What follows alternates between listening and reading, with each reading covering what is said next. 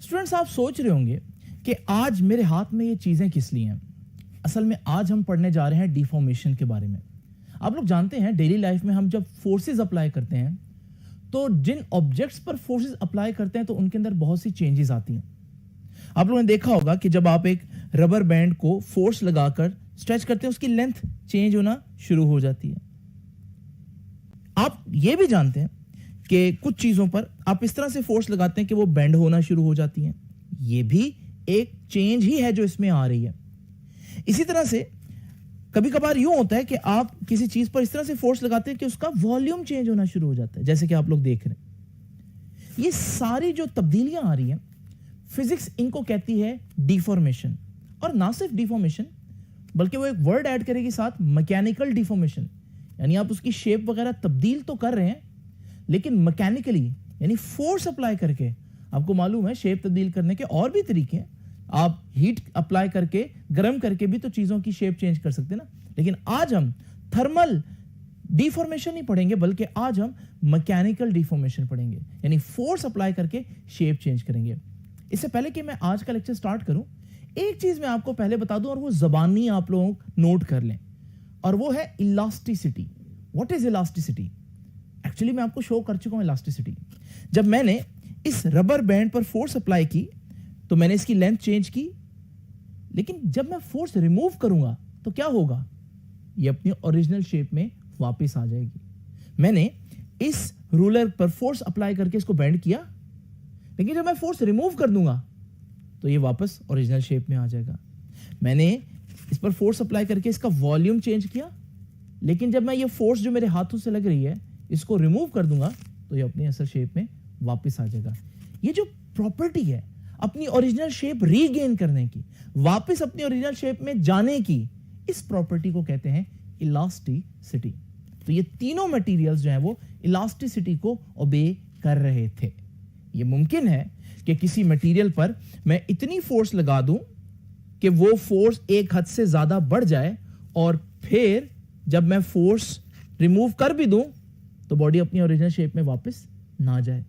जब ऐसा हो जाए तो हम कहते हैं now this object is not obeying elasticity, या this object has cross its elastic limit. ये अपनी इलास्टिसिटी से अब निकल चुका है, अब ये इलास्टिक नहीं है। तो फिर ये क्या है? अब ये प्लास्टिक है।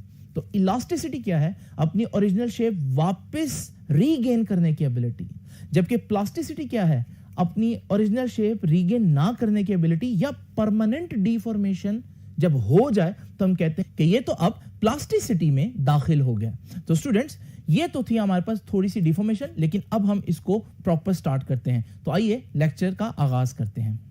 नाउ स्टूडेंट्स, देखते हैं कि डिफॉर्मेशन को हम डिफाइन कैसे करेंगे। तो जरा देखिए, डिफॉर्मेशन की डेफिनेशन मैंने लिखी है। What is deformation? Deformation is the change in length. जैसे मैंने अभी रबर बैंड को स्ट्रेच करके लेंथ चेंज की। वॉल्यूम, जैसे मैंने वो फोम को दबाया तो उसका वॉल्यूम चेंज हुआ।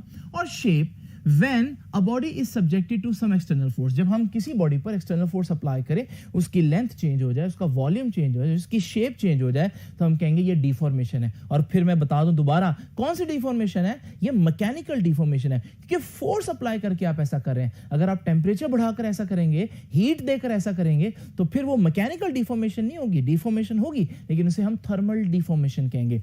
नाउ स्टूडेंट्स, जैसे कि आप लोग देख रहे हैं कि डेफिनेशन के अंदर मैंने तीन लफ्ज यूज किए, या तो लेंथ में चेंज आएगा, या वॉल्यूम में चेंज आएगा, या शेप में चेंज आएगा। तो क्यों ना हम इस डिफॉर्मेशन को तीन हिस्सों में बांट दें, इसकी तीन कैटेगरीज बना दें। तो हम लोग वही किया कि डिफॉर्मेशन तीन किस्म की होती है। एक को कहते हैं लीनियर डिफॉर्मेशन। लीनियर डिफॉर्मेशन वो डिफॉर्मेशन होती है जिसमें लेंथ चेंज हो बॉडी की। आप फोर्स लगाएं और बॉडी की सिर्फ लेंथ चेंज हो।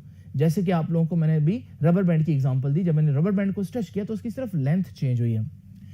समटाइम्स हम वॉल्यूम में डिफॉर्मेशन करते हैं जिसमें सिर्फ वॉल्यूम चेंज होगा, ठीक है जी। तो वो मैंने आप लोगों को एग्जांपल दी फोम की, ठीक है। तो वॉल्यूम चेंज हो अगर, तो हम कहेंगे ये कौन सी डिफॉर्मेशन है? ये वॉल्यूम डिफॉर्मेशन है। सवाल ये पैदा होता है कि ये कब होगी और ये कब होगी, यानी फोर्स ही लग रही है ना दोनों सूरतों में। तो एक में फोर्स सिर्फ लीनियर डिफॉर्मेशन क्यों कर रही है और एक में वॉल्यूम डिफॉर्मेशन क्यों कर रही है? तो इसका जवाब हम आगे चल के देखेंगे, लेकिन अभी तक आप इनकी टाइप्स देख लीजिए।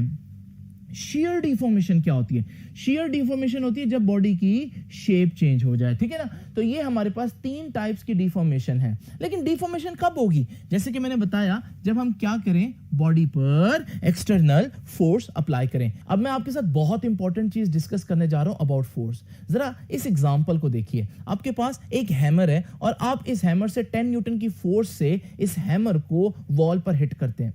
आपने इस वॉल में कोई सुराख नहीं किया, लेकिन जरा देखिए, अगर आपकी हैमर और दीवार के दरमियान में एक छोटा सा कील हो और आप वही 10 न्यूटन की फोर्स अप्लाई करें, तो आप देखेंगे अब आप दीवार में होल कर देंगे।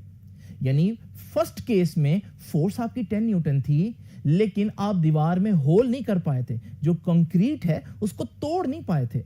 लेकिन दूसरे केस में 10 न्यूटन फोर्स ही है, लेकिन आपने उस कंक्रीट को तोड़ दिया, उसमें होल कर दिया।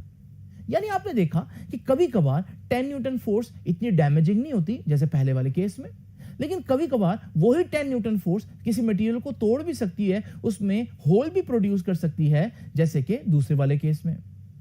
इसका मतलब फोर्स के लिहाज से देखें तो फिर आप कंफ्यूज हो सकते हैं, क्योंकि अगर मैं आपसे पूछूं कि भाई ये वाला मटेरियल 10 न्यूटन फोर्स बर्दाश्त कर सकता है या नहीं कर सकता, तो अब आप पहले वाले केस को देखेंगे तो उसमें बर्दाश्त कर रहा है, लेकिन दूसरे वाले केस में देखेंगे तो आप कहेंगे बर्दाश्त नहीं कर सकता।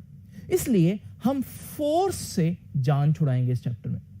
And instead of talking about force, we will talk about stress.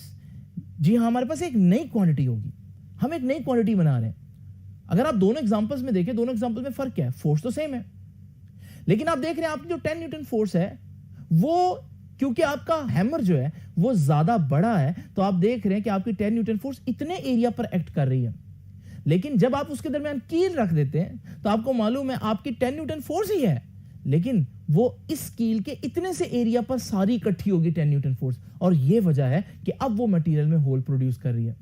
इसका मतलब वही फोर्स अगर कम एरिया पर इकट्ठी हो जाए तो फिर हम कहते हैं कि अब हमारे पास ये फोर्स ज्यादा डेंजरस या ज्यादा इफेक्टिव है। अच्छा, फोर्स उतनी है लेकिन उसका इफेक्ट ज्यादा हो गया, तो फिर हमें क्या करना चाहिए? हमें जब भी बात करनी चाहिए मटेरियल्स के क्रैक होने के बारे में, उनकी स्ट्रेंथ के बारे में, तो हमें फोर्स की बात नहीं करनी चाहिए, बल्कि हमें बात करनी चाहिए फोर्स के साथ साथ एरिया की भी, कि वो फोर्स कितने एरिया पर लग रही है। इसी वजह से हमने एक नई क्वांटिटी इंट्रोड्यूस की है, और वो है stress. Stress is not force, stress is force पर यूनिट एरिया। अब दोनों केसेस देखें। पहले केस में आप देख रहे हैं कि हमारे पास स्ट्रेस फोर्स ओवर एरिया होगा, फोर्स 10 है, ठीक है, लेकिन एरिया ये सपोज कर ले, जो मैं हाईलाइट कर रहा हूं ये एरिया है, सपोज कर ले 5, तो हमारे पास 10 डिवाइड बाय 5, स्ट्रेस कितनी आई? 2। लेकिन निचले केस में देखें, स्ट्रेस फोर्स ओवर एरिया होगा। अब फोर्स तो 10 न्यूटन ही है, लेकिन एरिया तो बहुत कम हो गया। एरिया सपोज करें 0.5 है ये कील का, तो जब ये 0.5 में पुट करूंगा तो आप देखेंगे जो स्ट्रेस का आंसर आएगा वो 20 हो गया। यानी पहले केस में स्ट्रेस कम है और दूसरे केस में उसी फोर्स से स्ट्रेस ज्यादा होगी। तो इसका मतलब अगर हम किसी चीज के बारे में सही इंफॉर्मेशन देखना चाहते हैं कि वो कितनी स्ट्रेंथ बेयर कर सकेगी, तो हमें फोर्स की बात नहीं करनी चाहिए, हमें स्ट्रेस की बात करनी चाहिए। तो आमतौर पर हम जब इस कॉन्सेप्ट को पढ़ रहे होते हैं तो हम डायरेक्ट बता देते हैं जी फोर्स क्या होती है और स्ट्रेस क्या होती है, या स्ट्रेस क्या होती है फोर्स पर यूनिट एरिया। लेकिन ऐसा नहीं है, आपको ये पता होना चाहिए कि भाई एक लफ्ज जो हम बचपन से सुनते आ रहे हैं फोर्स का, अब मैं उसको क्यों रिप्लेस कर रहा हूं, मुझे क्या पड़ी है कि भाई मैं एक नई क्वांटिटी क्यों लेकर आ रहा हूं, उसकी रीजन है। और उसकी रीजन आप लोग देख रहे हैं कि स्ट्रेस ऐसे केसेस में हमें ज्यादा अच्छी इंफॉर्मेशन देती है, हम उस पर ज्यादा रिलाय कर सकते हैं, ज्यादा इत्मीनान कर सकते हैं। तो स्टूडेंट्स, व्हाट इज स्ट्रेस? तो स्ट्रेस मैं जैसे कि बता चुका हूं, फोर्स नहीं है भाई, फोर्स पर यूनिट एरिया है। यानी आप एरिया के लिहाज से देखेंगे कितनी फोर्स लग रही है, और ये काम क्या करेगी? To deform a body. Stress का सिंबल नोट कर ले, स्ट्रेस का सिंबल होता है सिग्मा, ये सिंबल। और जैसे कि मैंने बताया कि ये फोर्स पर यूनिट एरिया है, तो स्ट्रेस का फार्मूला बनेगा force over area. Now students, यहां से अगर मैं इसका यूनिट निकालना चाहूं तो बड़ी आसानी से निकल सकते हैं। फोर्स का यूनिट क्या था? न्यूटन। और एरिया का यूनिट क्या होता है? Metre square. तो ये बन गया न्यूटन पर metre square, and I can write it like this. मैं अगर मीटर स्क्वायर को ऊपर ले जाऊं तो मैं इसकी पावर को नेगेटिव कर सकता हूं। आप फौरन सोचेंगे बैठे बैठे कि ये न्यूटन पर मीटर स्क्वायर तो कहीं देखा है, ये तो पास्कल भी कहलाता है। तो याद रखिएगा, स्ट्रेस का यूनिट पास्कल भी होता है। अब यहां से आपकी दूसरी जो दिमाग में बात आ रही है इस वक्त वो ये है कि यार पास्कल तो प्रेशर का भी यूनिट है, तो फिर अगर फोर्स पर यूनिट एरिया ही लेना था तो फिर हमने स्ट्रेस क्यों नाम दिया? हम प्रेशर भी तो कह सकते थे, और प्रेशर को तो हम ऑलरेडी जानते भी थे। Students, there is a big difference between stress and pressure. आमतौर पर यह बताया जाता है कि जब लिक्विड्स पर फोर्स लगे तो हम इसे प्रेशर कहते हैं, लेकिन जब सॉलिड्स पर हम फोर्स अप्लाई करें तो हम इसे स्ट्रेस कहते हैं। बट ये सिर्फ डेफिनेशन काफी नहीं है, ये हम बच्चों को बताने के लिए एक चीज बता देते हैं ताकि वो अंडरस्टैंड कर लें कि there is a difference between stress and pressure, लेकिन असल डिफरेंस कुछ और भी है। मिसाल के तौर पर ये मेरे पास एक बॉक्स है और ये हवा में पड़ा हुआ है। आप लोग जानते हैं हवा के मॉलिक्यूल इस पर बार बार टकराकर इस पर क्या अप्लाई करेंगे? प्रेशर, वो भी फोर्स पर यूनिट एरिया है। लेकिन हवा के मॉलिक्यूल हमेशा इस बॉक्स पर इस तरह से फोर्स लगाएंगे कि वो बॉक्स को अंदर को प्रेस करने की कोशिश करेंगे, प्रेस करेंगे अंदर को।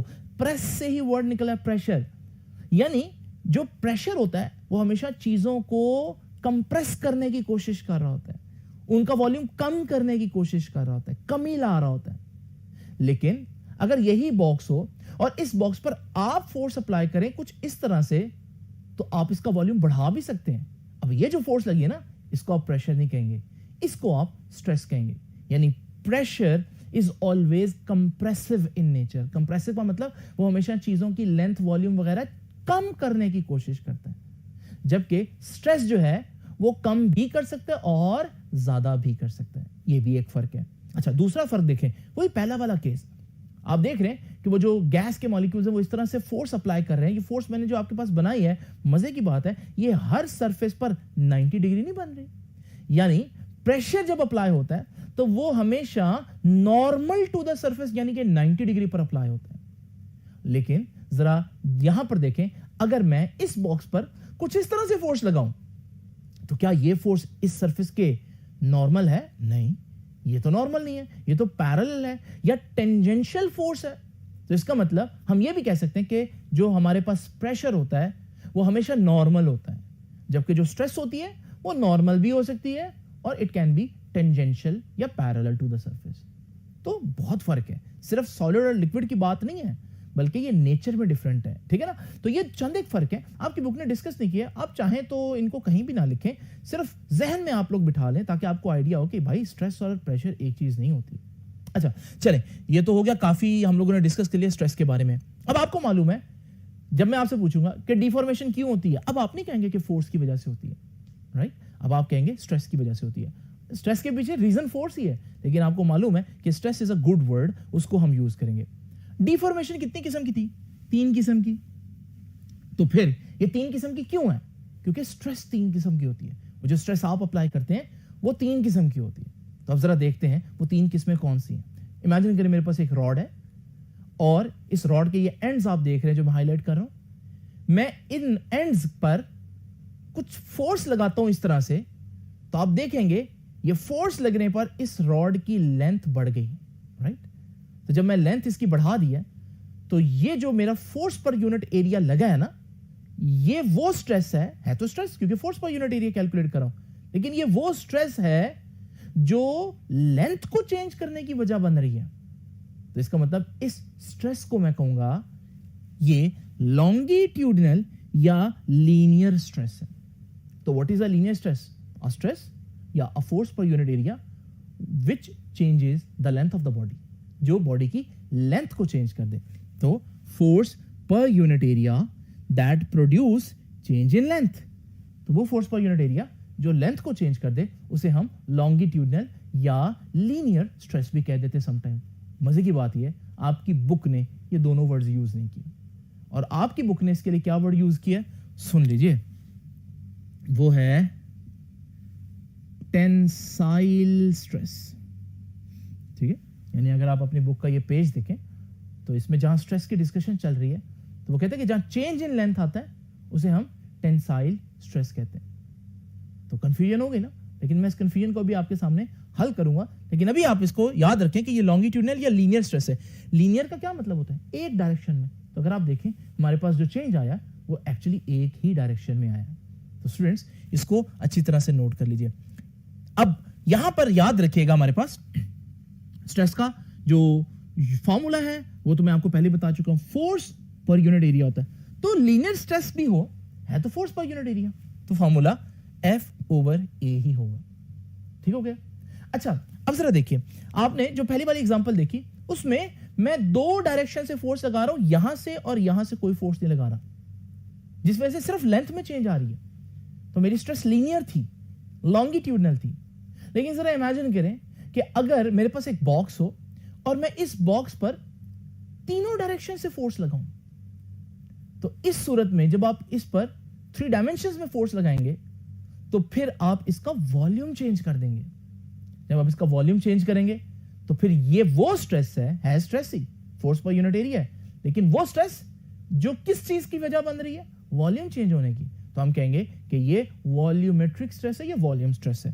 तो व्हाट इज वॉल्यूम स्ट्रेस? भाई फोर्स पर यूनिट एरिया, कोई नई चीज नहीं है, फोर्स पर यूनिट एरिया है। आगे नई बात आएगी, that produce change in volume, ऐसा फोर्स पर यूनिट एरिया जो वॉल्यूम चेंज करे। तो हम इसका फॉर्मूला भी फोर्स पर यूनिट एरिया या sigma is equal to F/A ही लिखेंगे। अच्छा, ये दोनों तो आप लोगों ने पढ़ ली। लीनियर स्ट्रेस बड़ी जगहों पर हो रही होती है, ठीक है? लीनियर स्ट्रेस में लेंथ चेंज होगी। अब जरा इमेजिन करें, आप लेंथ की जब चेंज की बात करते हैं तो लेंथ में 2 तरह का चेंज आ सकता है। लेंथ बढ़ भी सकती है, लेंथ कम भी हो सकती है। मिसाल के तौर पर जरा देखिए, ये जो पिलर हैं आपके छत पर, जब छत पर बहुत ज्यादा लोग इकट्ठे होंगे तो उनके वजन की वजह से ये जो पिलर्स हैं इनकी लेंथ थोड़ी सी, भले जितनी भी थोड़ी सी हो, लेकिन कुछ ना कुछ कम होगी। तो यहां लेंथ कम हो रही है। लेकिन एक बच्चा जो है वो एक पींग पर जब बैठता है तो पींग पर बैठने पर जो रस्सी है उसकी लंबाई में थोड़ा सा इजाफा होगा। तो इसका मतलब डेली लाइफ में जब आप लीनियर स्ट्रेस प्रोड्यूस करते हैं तो लीनियर स्ट्रेस के नतीजे में कभी लेंथ चेंज तो होती है, कभी बढ़ जाती है, कभी कम हो जाती है। दोनों एग्जांपल्स मैंने आपको दी। तो फिर हमें स्ट्रेस की, लीनियर स्ट्रेस की भी 2 टाइप्स करनी पड़ेंगी। तो लीनियर स्ट्रेस की एक टाइप है टेंसाइल स्ट्रेस, और टेंसाइल स्ट्रेस क्या होती है? जब लेंथ बढ़ जाए ना, ऐसी स्ट्रेस जो लेंथ को बढ़ा दे, तो हम कहते हैं कि ये हमारे पास टेंसाइल स्ट्रेस है।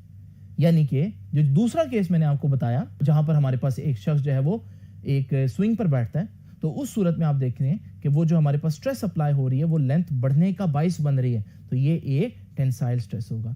जब आप किसी रबर बैंड को खींचते हैं तो ये भी आप टेंसाइल स्ट्रेस अप्लाई कर रहे हैं, जो कि है असल में लीनियर स्ट्रेस की ही एक टाइप। ठीक है? अच्छा, इसी तरह से अगर आप ये मेटालिक रॉड देखें तो इस मेटालिक रॉड पर अगर आप आउटवर्ड फोर्स लगाएं तो आप इसकी लेंथ बढ़ाएंगे, तो ये लेंथ बढ़ गई है, ये टेंसाइल स्ट्रेस है। इसी तरह से स्टूडेंट्स, दूसरी टाइप है कंप्रेसिव।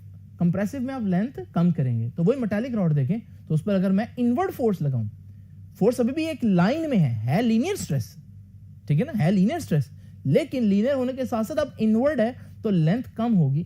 तो इस सूरत में ये लेंथ कम होगी तो हम कहेंगे ये कंप्रेसिव स्ट्रेस है। तो स्टूडेंट्स, ये है स्ट्रेस की 2 टाइप्स। जरा इसको ध्यान से देख लीजिए कि मैं ये कह रहा हूं कि स्ट्रेस की जो टाइप है, एक वो लीनियर स्ट्रेस है। लीनियर स्ट्रेस क्या करती है? बॉडी में चेंज लेकर आती है, लेंथ चेंज करती है, ठीक है? और उस लेंथ के चेंज के हिसाब से देखें तो अगर लेंथ बढ़ी है तो टेंसाइल स्ट्रेस, अगर लेंथ कम हुई है तो कंप्रेसिव स्ट्रेस। मैं कह रहा हूं सिर्फ लेंथ बढ़ेगी तो टेंसाइल बोलेंगे, जबकि बुक ने इस पेज पर बोला कि जब लेंथ चेंज होगी तो टेंसाइल बोलेंगे, लेकिन ऐसा नहीं है। अगर आप इसी बुक की समरी में देखें तो चीज क्लियर हो जाती है। समरी में उसको डिटेल में बता रहा है इस पॉइंट में। तो देखें, वो कह रहे हैं कि जब लेंथ इंक्रीज होगी तो टेंसाइल का वर्ड आ रहा है, और नीचे देखें वो कह रहे हैं जब रिड्यूस्ड होगी लेंथ तो कंप्रेसिव होगी। तो यहां से क्लियर होगी कि बुक भी एक्चुअली वही बात कर रही है, क्योंकि आमतौर पर आप लेंथ इंक्रीज कर रहे होते हैं। आम जिंदगी में आप देखें, किसी चीज को जब आप पकड़ते तो आप उसकी लेंथ बढ़ा देते, जैसे रबर बैंड हो गया, ठीक है ना। तो इस वजह से जब आप लेंथ इंक्रीज कर रहे थे तो लीनियर स्ट्रेस का ज्यादा फेमस केस टेंसाइल स्ट्रेस है। इसलिए यूजुअली लीनियर स्ट्रेस को ही टेंसाइल बोल दिया जाता है, लेकिन असल में लीनियर या लॉन्गिट्यूडिनल स्ट्रेस जो है वो टेंसाइल भी हो सकती है और कंप्रेसिव भी हो सकती है। अच्छा, उसके बाद हमने बात की थी वॉल्यूम स्ट्रेस की। वॉल्यूम स्ट्रेस जो है वो डेली लाइफ में आपको इतना ज्यादा नजर नहीं आएगा, क्योंकि वॉल्यूम जो है वो चेंज करना थोड़ा मुश्किल होता है, खासतौर पर मेटल्स का, क्योंकि वॉल्यूम चेंज होना इसलिए मुश्किल है क्योंकि सॉलिड्स के मॉलिक्यूल ऑलरेडी बहुत करीब करीब होते हैं, ठीक है जी।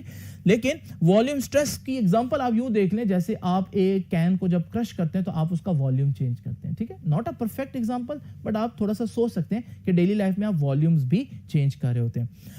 स्टूडेंट्स, अब जरा देखिए इन दोनों में क्या कोई कॉमन बात है जो आप बता सकते हैं इन दोनों में, यानी लीनियर स्ट्रेस और वॉल्यूम स्ट्रेस। आइए दोनों की डायग्राम जरा इकट्ठे देखते हैं। तो इसमें यहां पर फोर्स ऐसे लग रही है लीनियर स्ट्रेस में, जबकि हमारे पास जो वॉल्यूम स्ट्रेस है उसमें फोर्स इस तरह से लग रही है। पता है क्या कॉमन बात है? आप देखें यहां पर भी फोर्स इस सरफेस के 90 डिग्री बना रही है और यहां पर भी फोर्स जो है वो सरफेस पर 90 डिग्री बना रही है, यानी दोनों सूरतों में जो फोर्सेस हैं वो नॉर्मल टू द सरफेस है। अब इमेजिन करें अगर हम फोर्सेस नॉर्मल ना रखें, मेरे पास एक क्यूब है और इस क्यूब पर मैं ऊपर को एक फोर्स लगाता हूं इस डायरेक्शन में, जो कि इस सरफेस के टेंजेंशियल है, पैरेलल है, नॉर्मल नहीं है, 90 डिग्री पर नहीं है, और एक और फोर्स इस तरह से लगाता हूं। ये फोर्सेस का जो पेयर है, जब ये लगेगा यहां पर, तो ये पेयर इस बॉडी को कुछ ऐसे डिफॉर्म करेगा कि ये नई शेप बन गई। अब यहां पर अगर आप देखें तो वॉल्यूम तो नहीं चेंज हुआ, क्योंकि जितना वॉल्यूम पहले था, आप देखें इसमें जितना पानी आ रहा था उसमें भी इतना ही पानी आएगा, ऐसे है ना। तो इसका मतलब वॉल्यूम तो नहीं चेंज हुआ। क्या लेंथ चेंज हुई? आप लेंथ भी देख लें, जितनी लेंथ इसकी है उतनी ही लेंथ इसकी है ना, लेंथ भी नहीं चेंज हुई। चेंज हुए तो एंगल्स चेंज हुए। पहले ये 90 डिग्री बन रहा था, अभी ये 90 डिग्री नहीं बन रहा। तो ये जो हमारे पास स्ट्रेस है ना, खासतौर पर ये जो पेयर ऑफ फोर्सेस हैं, ये देख लें, ये इस तरह की जो दो फोर्सेस हैं, ये हमेशा क्या करेंगी, ये हमेशा बॉडी में कुछ शेप चेंज कर देंगी। लेंथ नहीं चेंज होगी, वॉल्यूम भी नहीं होगा, लेकिन असल जो चीज जिस पर हमने फोकस करना है वो शेप चेंज हो जाएगी। इस स्ट्रेस को, ये जो अभी हमने लगाई है, जो टेंजेंशियल है सरफेस के, नॉट नॉर्मल, इसे हम कहते हैं शियर स्ट्रेस। तो व्हाट इज शियर स्ट्रेस? ये भी फोर्स पर यूनिट एरिया ही है, बट ये क्या करती है? That changes the shape of body. Formula इसका भी sigma is equal to F over A, क्योंकि फोर्स पर यूनिट एरिया ही है।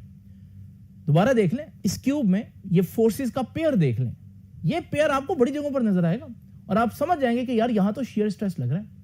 मिसाल के तौर पर जब आप एक कागज को फाड़ते हैं, तो उस कागज को जब आप टीयर करते हैं, फाड़ते हैं, तो आप देखते हैं कि यहां पर भी वही बिल्कुल उसी तरह से आप फोर्स अप्लाई कर रहे हैं और वही पेयर आपको नजर आ रहा है, राइट। चलें एक और एग्जांपल देखें।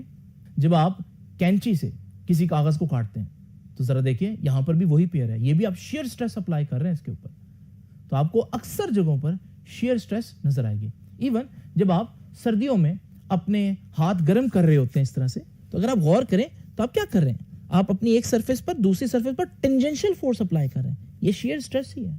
तो आपने देखा कि शियर स्ट्रेस की कई एग्जांपल्स आपके इर्द गिर्द मौजूद हैं।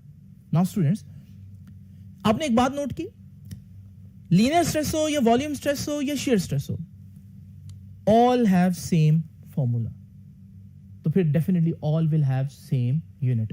तो ये बड़ी इंपॉर्टेंट ऑब्जेक्टिव है। All types of stresses will have same formula।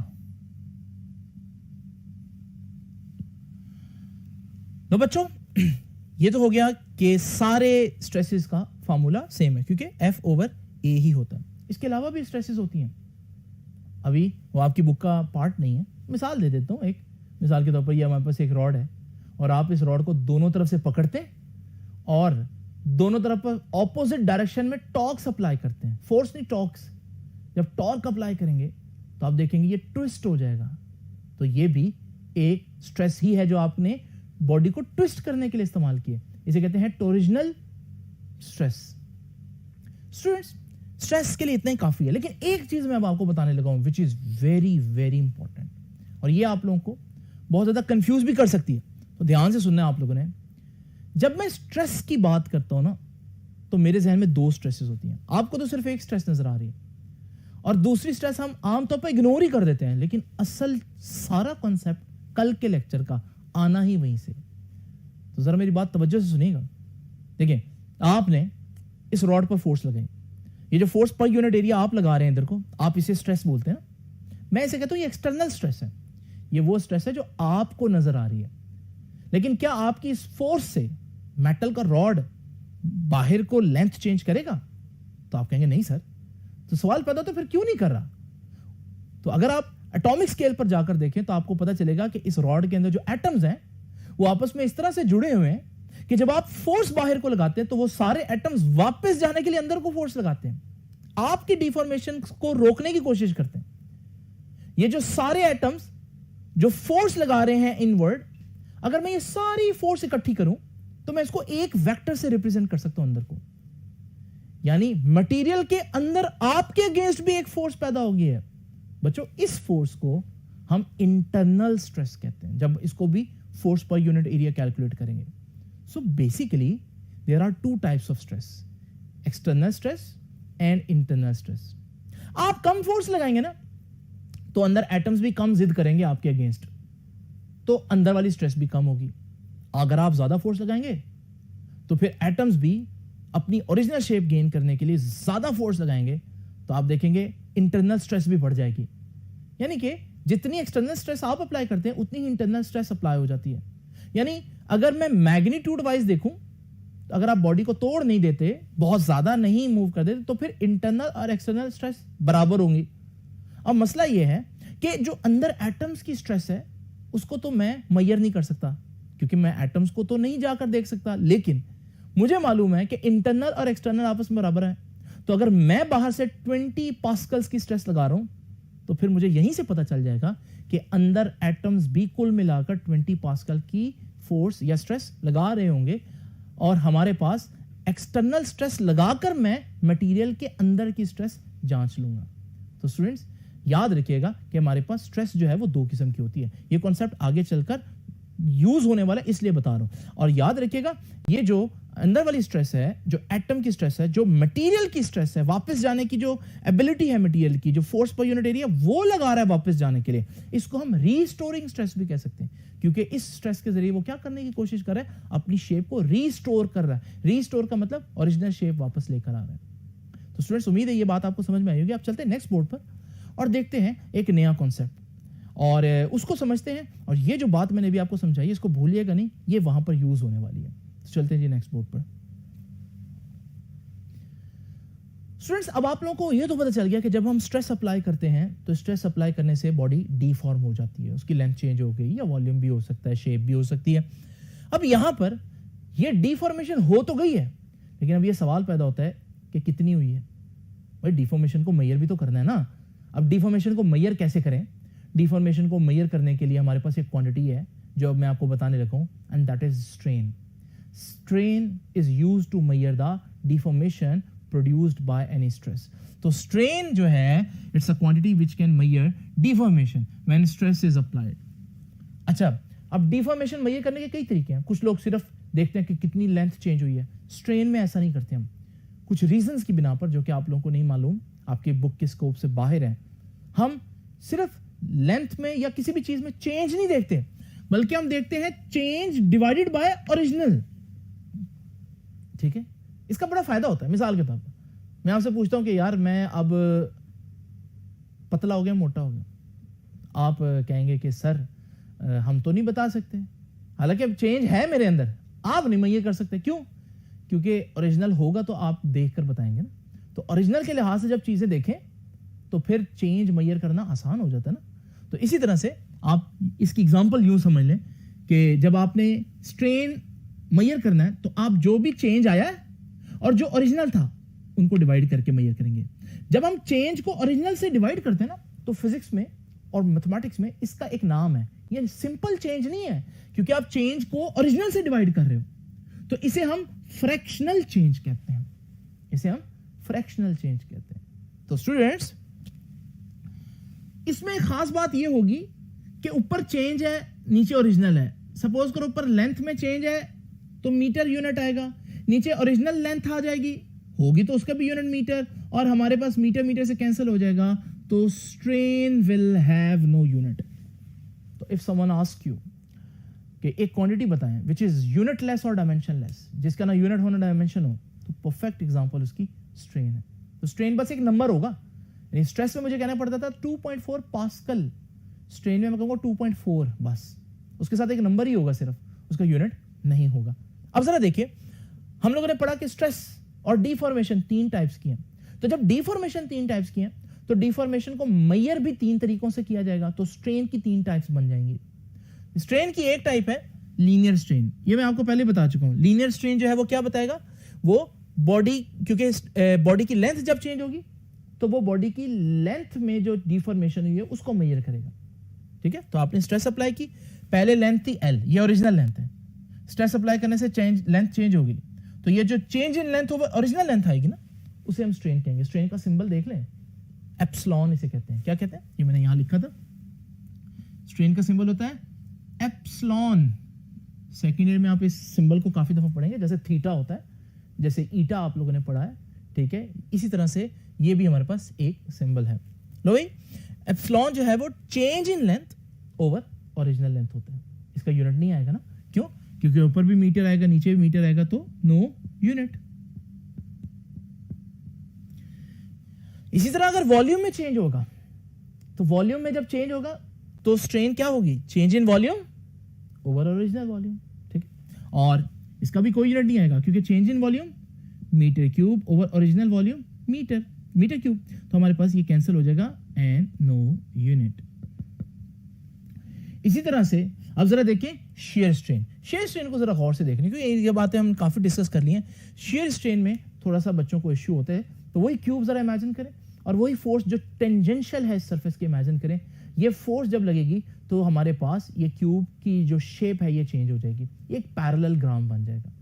अब ये जो पैरेलल ग्राम नई शेप है, अब इसका डिफॉर्मेशन कैसे मेजर करें, तो हम ये देखते हैं कि ऊपर वाली लेयर नीचे वाली लेयर के मुकाबले आगे मूव करके कितना मूव की है, तो हम कहते हैं ये तो इतना मूव की है। ये जो मूव किया इसने, इसे मैं कहता हूं ये डेल्टा ए है, यानी ये इतना एक लेयर दूसरे के ऊपर स्लाइड हुई है।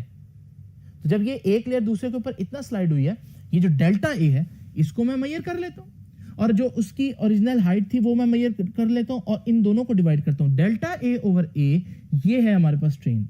और अगर आप डेल्टा ए ओवर ए देखो तो ये एक ट्राइंगल नहीं बन रही, ये वाली, और इस ट्राइंगल के अंदर अगर आप गौर से देखें, ये जो डेल्टा ए है ये है हमारा परपेंडिकुलर, और ये जो ए है ये है हमारी बेस, यानी डेल्टा ए ओवर ए क्या है, परपेंडिकुलर ओवर बेस, और परपेंडिकुलर ओवर बेस को तो हम tan थीटा कहते हैं। तो यहां से हम लोगों ने स्ट्रेन लगा दी, और tan थीटा का भी कोई यूनिट नहीं होता, यानी ये भी नो यूनिट।